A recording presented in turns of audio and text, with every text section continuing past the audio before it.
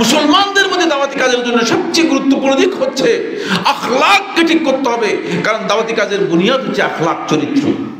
আপনারা জানেন এই দেশে মানুষগুলো মুসলিম হয়েছে কাদের মাধ্যমে জানেন তো? আরব ব্যবসায়ীদের মাধ্যমে।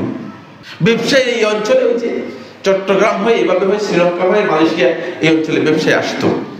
তাদেরকে দেখে দেখে ইসলাম গ্রহণ করেছে।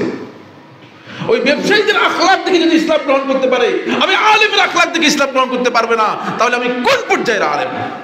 আমাদের আখলাক থেকে তো মানুষ ইসলাম গ্রহণ করছে না, মানুষ ইসলামের দিকে উদ্বুদ্ধ হচ্ছে না। এই অঞ্চলের বেশিরভাগ লোক ইসলাম গ্রহণ করেছে ঐতিহাসিকভাবে প্রমাণিত হয়েছে ব্যবসায়ীদের মাধ্যমে।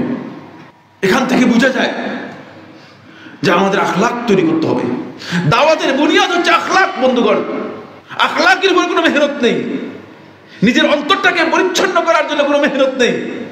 আপনার অন্তরের মধ্যে যত প্রকারের ব্যাধি আছে, যত প্রকারের রোগ আছে, সকল রোগ আপনার অন্তরের মধ্যে একেবারে কিলবিল কিলবিল করছে, রোগে ভরপুর হয়ে গেছে। আপনি রোগাক্রান্ত হয়ে আপনি খুবই ভয়ঙ্কর অসুস্থ, কিন্তু একদিনের জন্য আপনি চিকিৎসা নিচ্ছেন না, আপনার অন্তর চিকিৎসা নেই। তাহলে এই অন্তর দিয়ে আপনি মানুষ হত্যা করবেন না কি করবেন?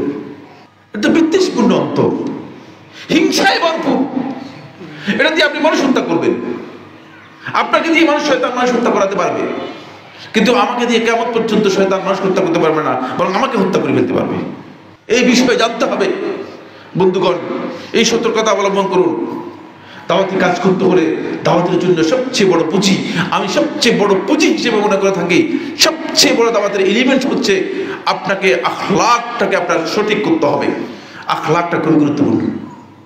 পরে রাসূলুল্লাহ সাল্লাল্লাহু আলাইহি ওয়াসাল্লাম বলেছেন, আকমালুল মুমিনিনা ঈমানান আহাসিনুহুম খুলুকা।